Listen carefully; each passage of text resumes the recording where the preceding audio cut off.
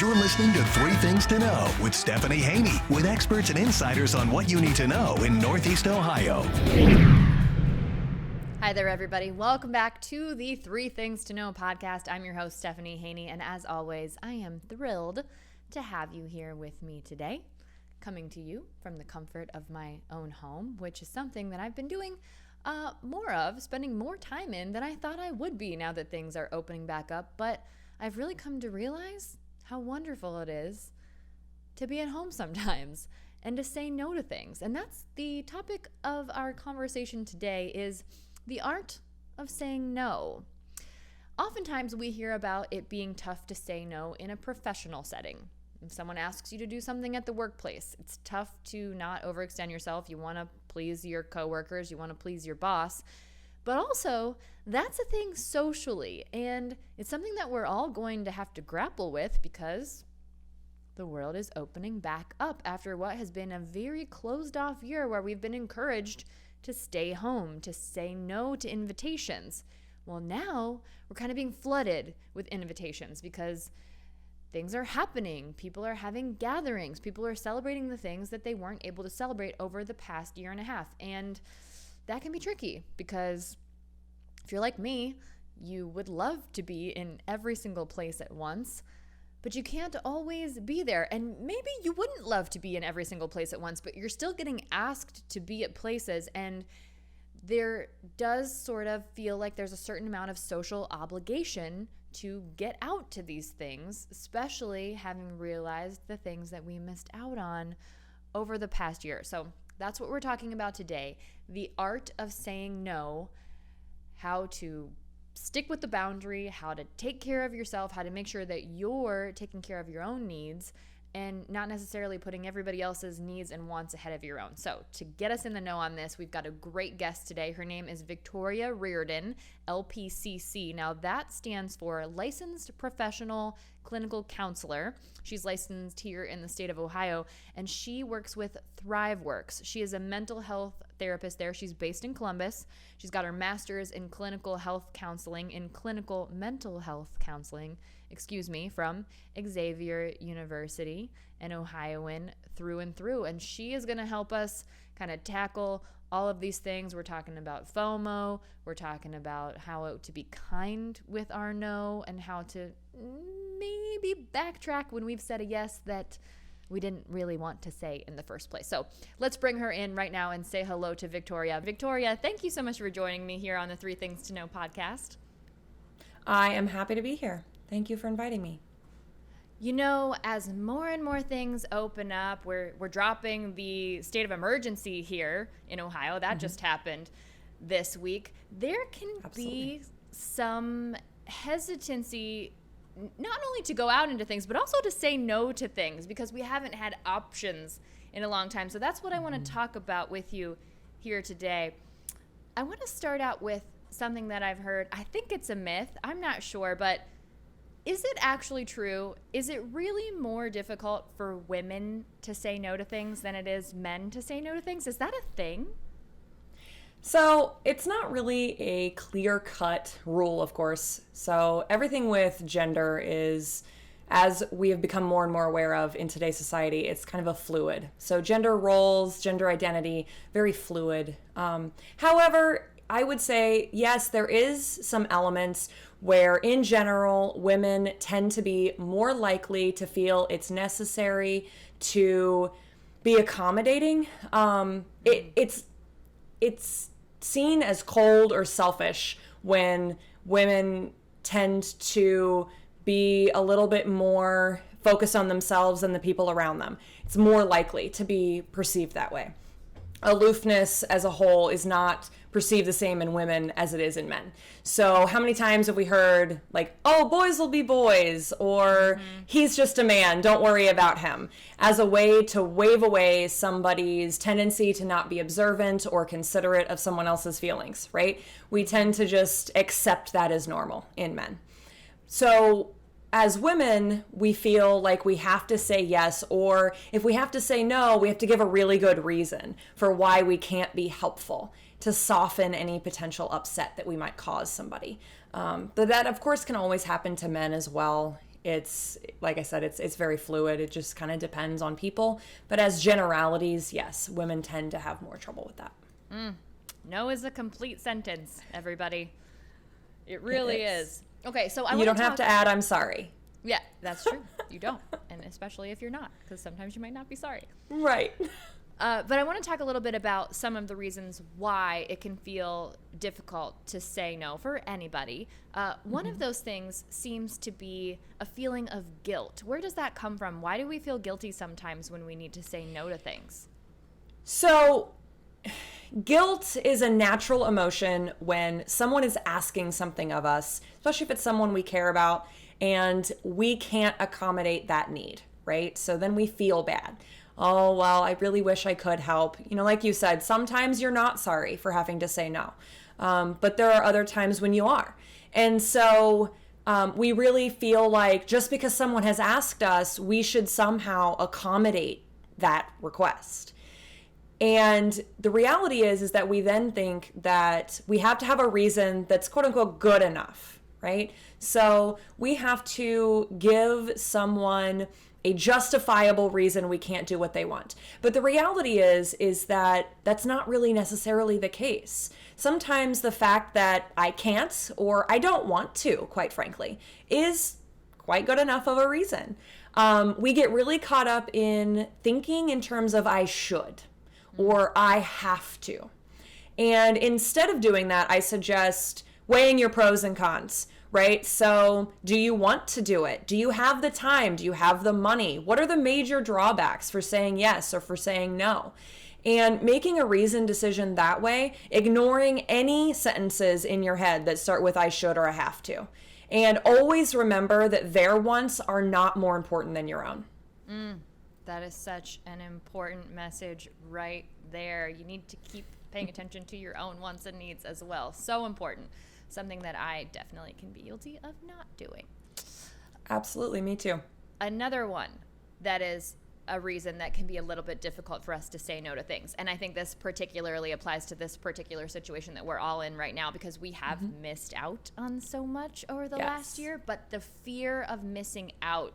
So obviously that comes from, in some cases we did miss out on a whole year, but in other situations, where does this fear of missing out come from? So FOMO, that happens more frequently, I think, especially with the invention of social media. So it's really easy nowadays to see the fun moments of a lot of different people all the time. At 4 a.m., I could pull out my phone and see what somebody is doing on the other side of the world right now. And that's something where we have to keep in mind that people post the good moments.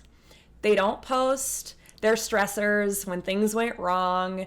Online, everyone looks like they're having a good time. And the bigger problem, I think, is that tends to be the opposite of how our brains tend to function. So if you think, I talk to my clients all the time, if you think about having a stove and every time you touch that stove and it was hot, I'll bet you remember that experience. But you don't remember the 50 times you touched it and it all went fine. Our brains are hardwired to recognize the threats in our life. And so in our own lives, we tend to overinflate the importance of the negatives.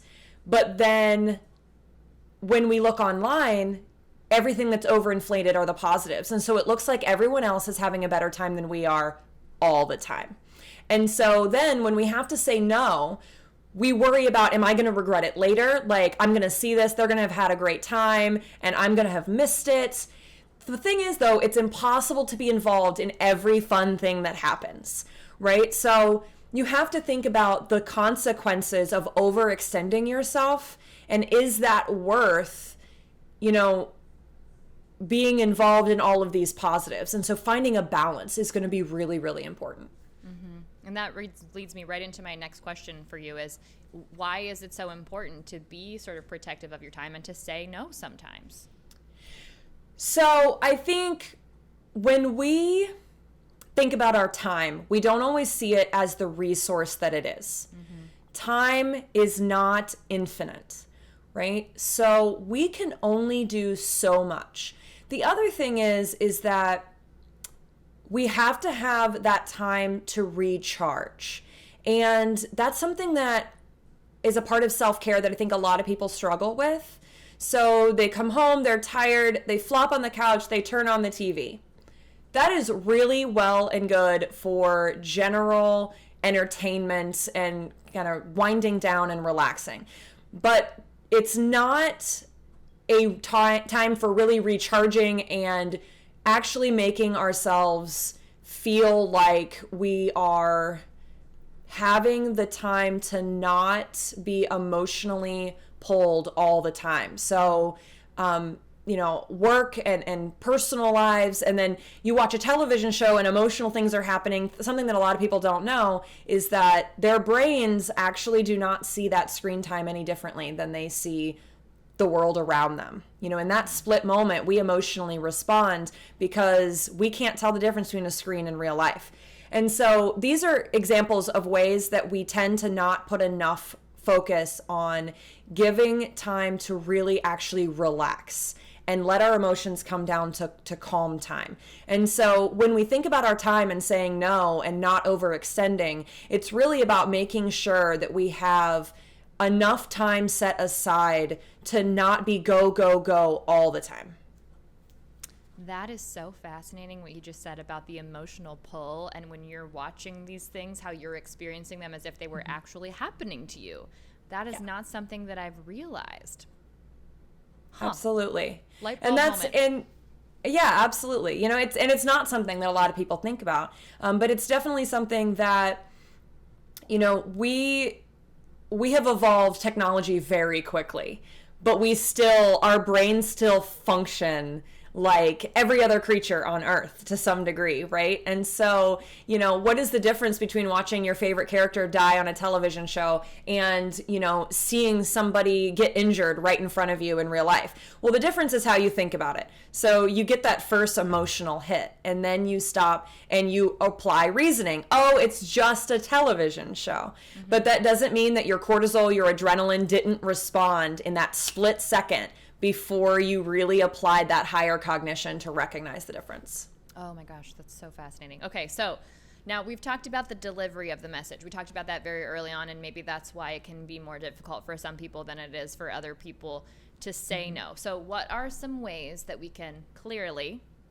effectively, but also kindly say no? So something that you made a comment on earlier of that, no is a complete sentence.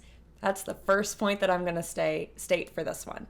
So no is a complete sentence. You can just say, no, thank you. Or I really would love to help, but I just don't have the time right now. And leave it at that. Sometimes there's going to be situations in your life, people in your life where you feel that you should offer an explanation. And that is okay. So explaining why. But remembering that it is always acceptable to say no. And if you keep that in mind, you won't get as much of a pull to feel like, oh, no, like I really need to do this. You'll just say no and be okay with that. Now, the other person may or may not respond well to that, but you have to remember that that's on them. So I get a lot of people that say to me, but what if that upsets them? That's their choice. Mm-hmm. And we can't control what other people feel. All we can do is set our boundaries and hope that they're able to respect them appropriately. Boundaries, very important. Set them, respect them. That's also a good take-home message. So many good takeaways from this. All right, now this is a little bit dicier of a situation I'm going to ask you about. Okay. Sometimes you wanted to say no. You said yes. Mm-hmm. You had the best interests at heart. You wanted to, but when it comes down to it, it's just got to be a no. And you knew that in your heart from the beginning. So how do you take back that yes, deliver that no without coming off like a jerk? Right. So obviously, I recommend trying to do what we talked about with weighing your pros and cons, not ending up in a situation where you have to back out. Most relationships tend to be stronger and healthier when we're very consistent and we're reliable. Mm-hmm. However, sometimes things happen. Sometimes we did make a mistake in saying yes. Sometimes life things happen and we just can't follow through. We have to do something else. You just very calmly and clearly explain why you have to change your mind, whatever that reason is. Let them know you're very sorry. You know that you had agreed to this, but it's just not possible. And then be prepared for the other person to feel disappointed. And remind yourself that that is okay. So with Thriveworks, I do quite a bit of couples counseling. It's especially common in couples work to have struggles with this. So one person feels disappointment, that triggers their partner to have feelings of guilt, causing them to get defensive, and then there's conflict. It's important to remember that someone being disappointed doesn't mean you've done something wrong, right? It's okay for them to feel how they feel. It's natural to occasionally be disappointed. Life happens. Sometimes things don't go as planned. So remembering that in a healthy relationship, they're going to understand that life happens and you have to back out. They're going to have maybe some feelings of disappointment, but they're going to get past those. It's all going to be okay. And not letting that drive you to continue to do something that you really don't have the time, resources, or want to do.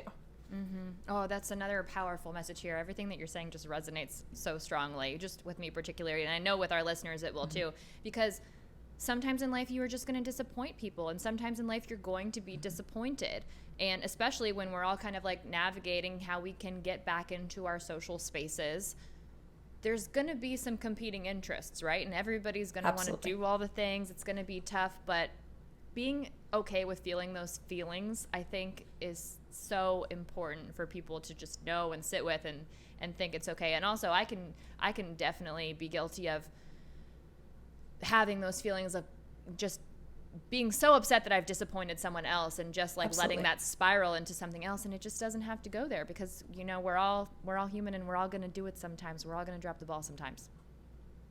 Yes. And I think in the last year especially, we've really had a lot of disappointments. The world has been a disappointing place in general.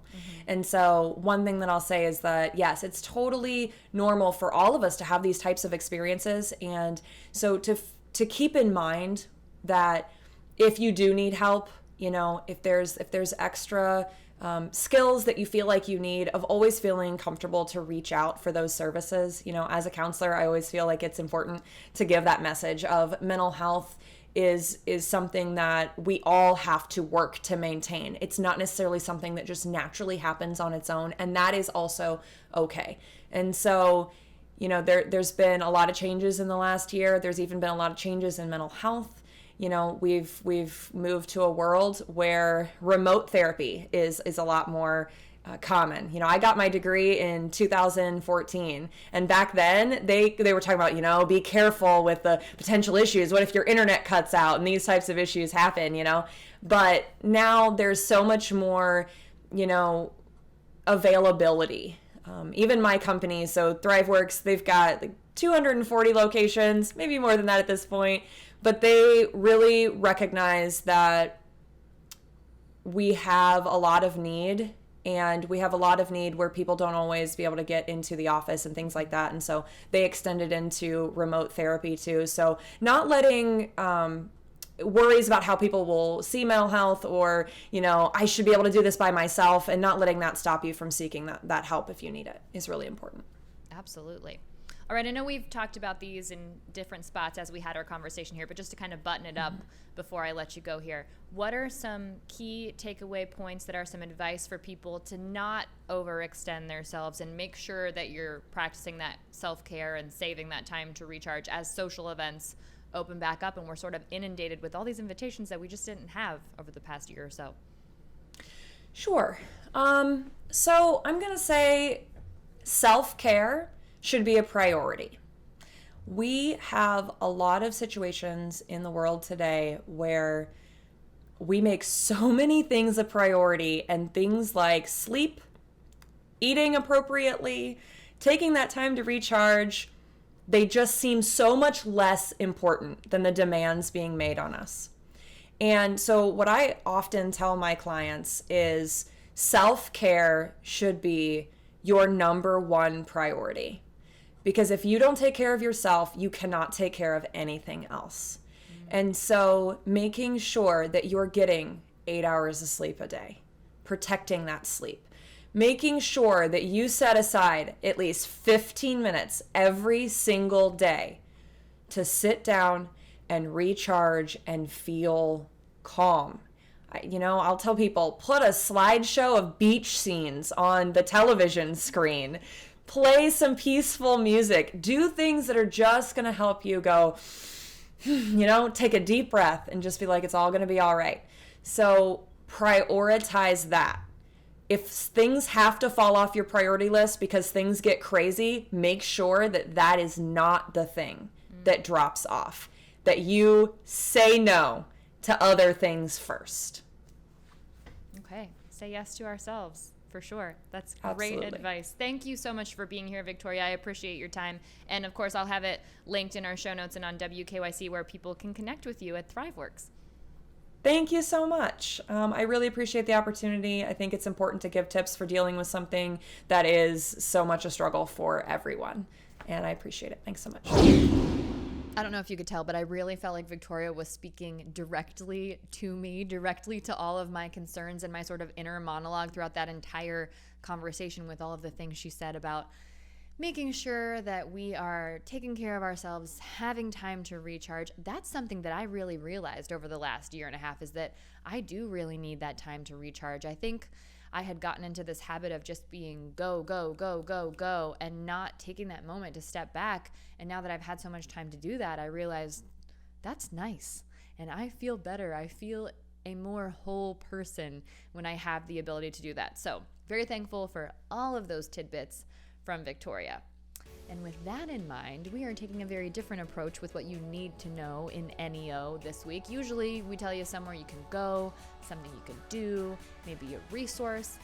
This week it's about being in the comfort of your own home and enjoying some quality entertainment, because we have a local who is competing on America's Got Talent. So this is not some place to be, not something to do. This is just something to watch. She goes by Nightbirde, and she got the golden buzzer during the audition round. So that means she's going straight through to the competitions. Her legal name is Jane Markzewski, and she is from Zanesville. Now, she has just an incredible backstory. This woman has been diagnosed with breast cancer twice since 2017. She beat it last July, but then she found out that the cancer had returned in January.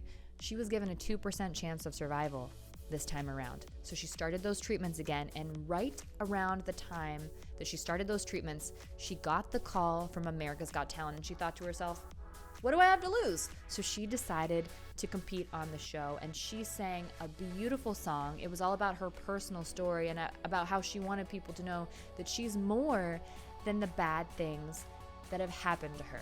Now, she just finished this latest round of treatment about a week ago. She's got another scan in August to see if her cancer is gone again, and that is right around the time that the live shows of America's Got Talent pick back up. So she's already had her audition. She got the golden buzzer. She's through to the live shows. So we need to keep that on our radar, because in August we'll be able to see Nightbirde performing and competing and having fun on America's Got Talent. That airs Tuesdays on NBC on Channel 3. WKYC. So that's what you need to know in NEO, so we can root on one of our own. And that brings me to a good follow for this week. And you know how Victoria was mentioning maybe one way to practice self-care is to put a slideshow up of beautiful pictures, maybe the beach, and sort of just let your mind take you away? Well, if you want beautiful pictures, I have a good follow for you. His name is Gabe Wasylko. He runs social media for Destination Cleveland. But on his personal social media, which is at Gabe Wasylko, that's GabeWasylko, he posts the most stunning photos of sunrise and sunset throughout the Cleveland area. And it is absolutely gorgeous. I think one of my favorites that he posted recently was this beautiful, fiery sunscape at the Rock and Roll Hall of Fame. Beautiful waterfront photos as well. One of the Guardians when we had that eclipse that was absolutely stunning. So definitely a good follow, Gabe Wasylko. If you're looking for some of those photos to really just escape to, he's your guy on Twitter, Gabe Wasylko. Of course, as always, that'll be linked on wkyc.com and in the show notes here, and also on the YouTube video if you are watching the podcast and not listening to it. And that is it for this week's 3 Things to Know with Stephanie Haney podcast. Thank you so much for being here, you guys. I really appreciate it. Now, if you are enjoying the show, this is the part where I ask you, subscribe if you haven't already. If you just happened upon us maybe for the first time today, we'd love to have you back here regularly every single week. New podcast episodes drop on Monday. And leave us a rating and a review. It really does help us connect with more people here in Northeast Ohio, which is what we are all about. And feel free to shoot me a DM if you're enjoying the show too, or if you have an idea of something you'd like to hear about on the podcast, because that's what it's about, is bringing you what you need to know in NEO and connecting us all here. All right, that's it for this one. I will see you back here next week with more 3 Things to Know. Thanks for listening to 3 Things to Know with Stephanie Haney from WKYC Studios. Subscribe now to stay in the know.